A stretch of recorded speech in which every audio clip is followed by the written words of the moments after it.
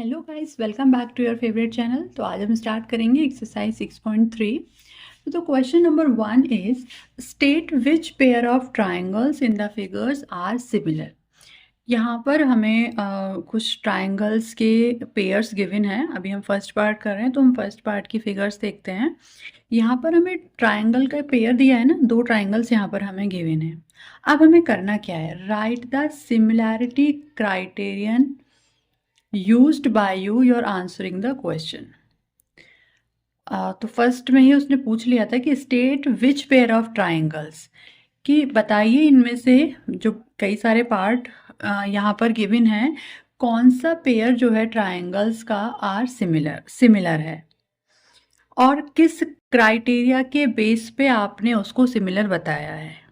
नहीं आया कुछ समझ तो थोड़ा सा हम रिकैप ले लेते हैं। मैंने आपको इंट्रोडक्शन में कराया था कि सिमिलैरिटी का हम क्या क्राइटेरिया होता है, कि किसी ट्राइंगल की सिमिलैरिटी हम कैसे प्रूव करते हैं कि भाई ये सिमिलर है या नहीं है। जैसे हम कॉन्ग्रुएंसी करते थे तो हम ए ऐसे ए ऐसे हम कई सारे रूल्स लगाते थे ना, यही क्राइटेरिया होते हैं। तो अब हम सिमिलैरिटी के लिए कौन कौन सा क्राइटेरिया यूज़ करते थे कि भाई या तो ए कह दो उसे या ए कह दो, ठीक है।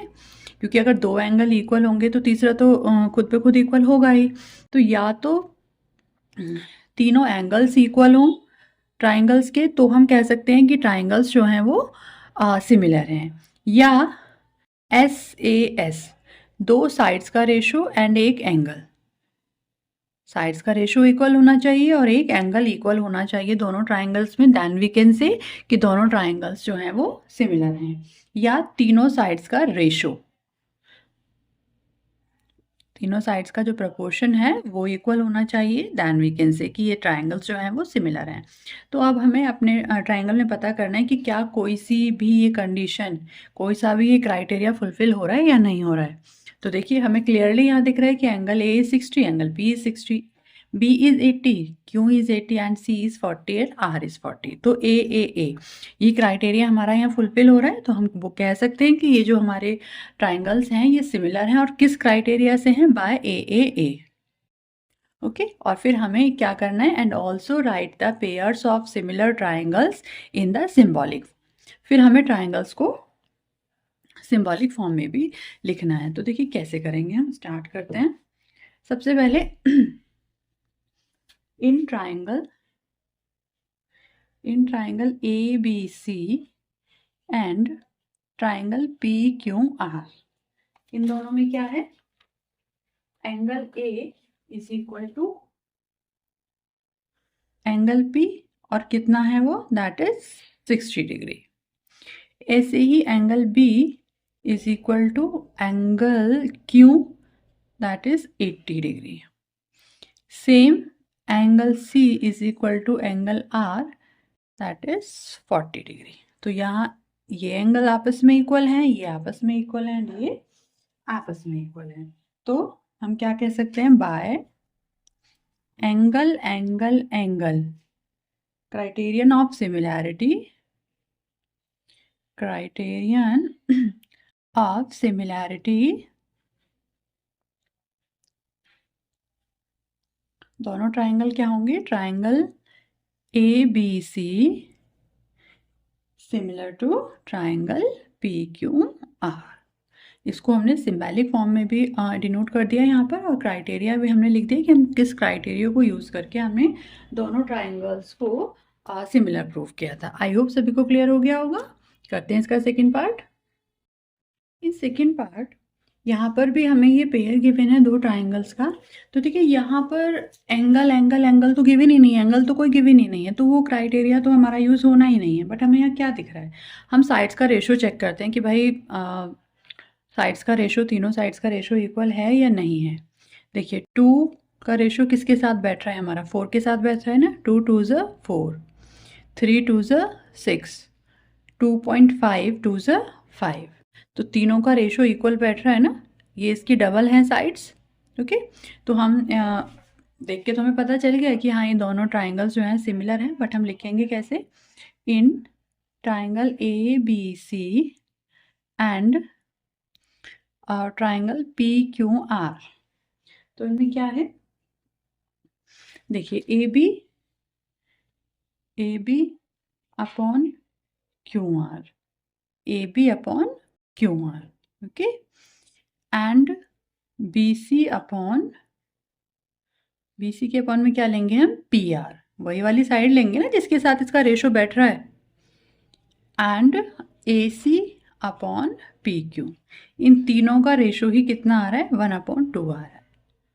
अगर नहीं क्लियर हुआ है तो यहाँ करके देख लेते हैं। देखिए ए बी का क्यू आर के साथ रेशो कितना है, 2/4। इसको हम कट करेंगे तो क्या आएगा, 1/2। ऐसे ही ए सी और पी क्यू को अगर हम करेंगे 3/6 को तो भी कितना आएगा, 1/2। ऐसे ही 2.5 और 5 को हम करेंगे तो भी आएगा 1/2। तो इन तीनों का रेशो जो है वो 1/2 है। तो कौन से क्राइटेरिया से, by side criterion of similarity,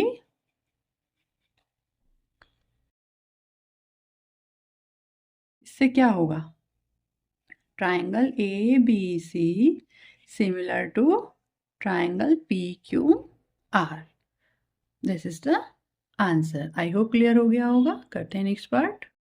in third part जो ट्राइंगल्स के पेयर गिवन है, इसमें भी हमें यहाँ पर एंगल्स तो कोई गिवन नहीं है, तो हम साइड्स का एक बार रेशो चेक करते हैं। क्या साइड्स का रेशो आ रहा है, प्रोपोर्शनल आ रहे हैं क्या साइड्स। तो देखिए यहाँ 2 है, सो 2 का इसके साथ बन सकता है ना, 2 2 ज़ 4, ठीक है, इसका रेशो आ रहा है कुछ। 3 2 ज़ 6, ये भी ठीक आ रहा है। बट यहाँ पर अगर 2.5 होता, 2.5 2 ज़ 5 होते हैं, बट यहाँ पर क्या है, 2.7 है। तो हमारी इन दो साइड्स का तो प्रपोर्शन इक्वल आ रहा है, बट इन दोनों साइड्स का प्रपोर्शन इक्वल नहीं आ रहा है उनके। तो इट मीन्स हम कैसे लिखेंगे इसको, ये सिमिलर तो फिर नहीं हो सकता है क्योंकि हमारा जो सिमिलैरिटी का क्राइटेरिया है वो फुलफिल नहीं हो रहा है। तो हम कैसे लिखेंगे, in triangle L M P and triangle D E F, क्या होगा इसमें, M P upon D E equal है किसके, L P upon D F के, L P upon D F, but not equal to L M upon E F. So the two triangles are not similar. यहाँ पर हम लिख देंगे, so two triangles are not similar.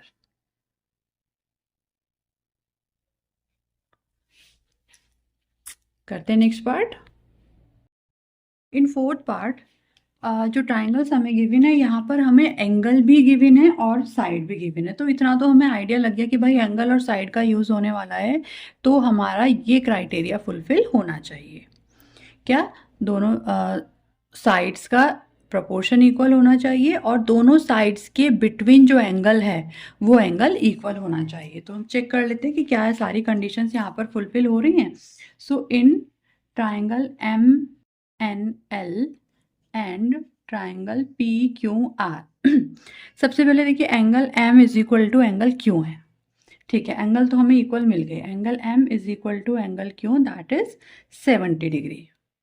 अब पहले हम check करते हैं क्या जो साइड्स दी हैं वो एंगल के ही दोनों साइड्स की हैं, मतलब एंगल जो होना चाहिए वो गिवन साइड्स के बिटवीन होना चाहिए।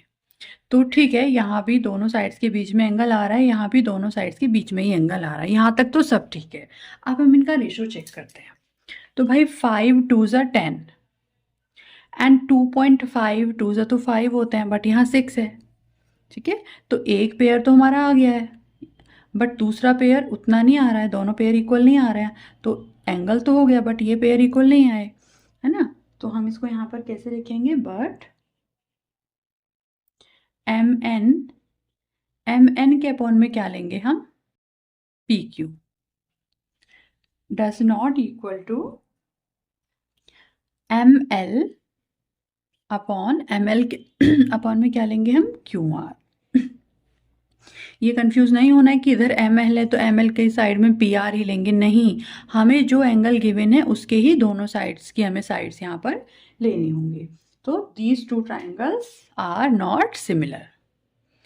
तो हम यहाँ पर लिख देते हैं these two triangles are not similar. क्यों सिमिलर नहीं है? as they do not satisfy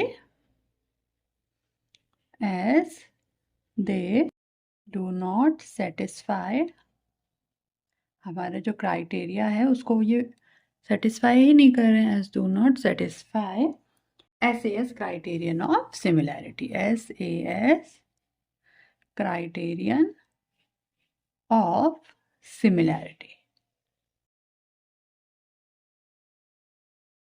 तो ये था फोर्थ पार्ट। करते हैं fifth part.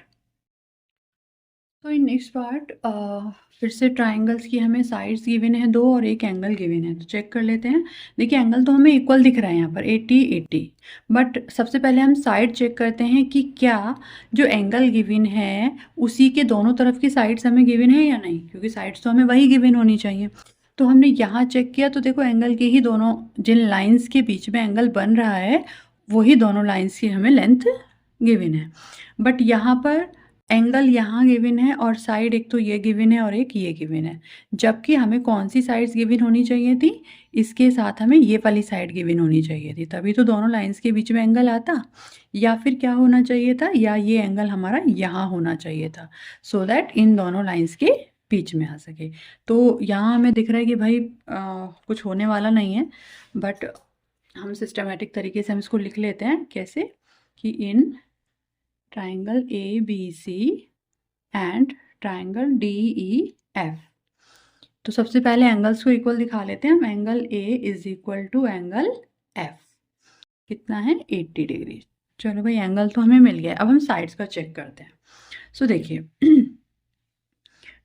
AB upon DF ले सकते हैं हम। 2.5 2 जा 5 होते हैं और ये साइड वैलिड भी है क्योंकि वो एंगल के ही साइड में आ रही है।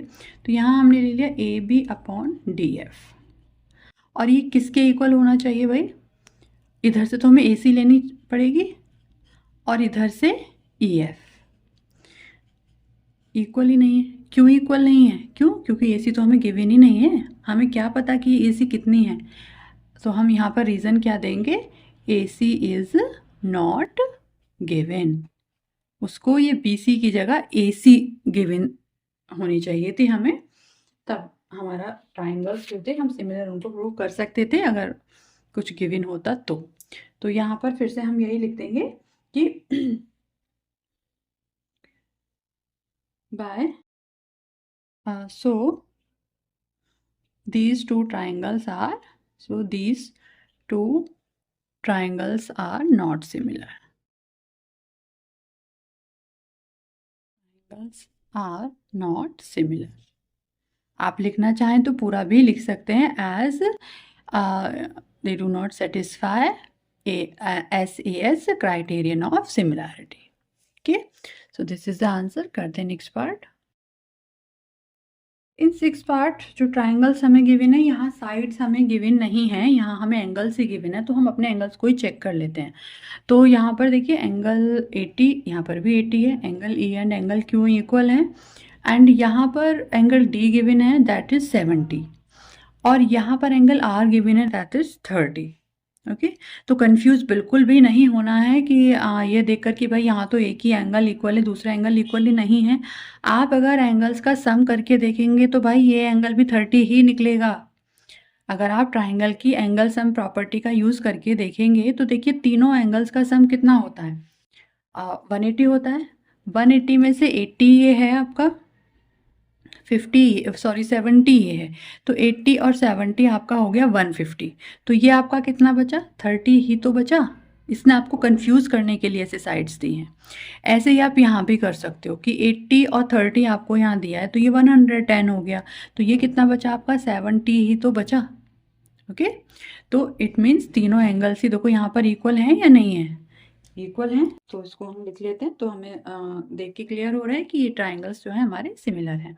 सो in triangle DEF and triangle PQR इसमें क्या है, angle E is equal to angle Q, that is 80 degree.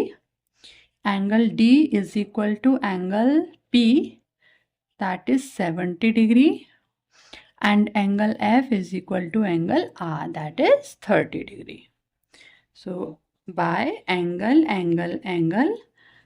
criterion of similarity,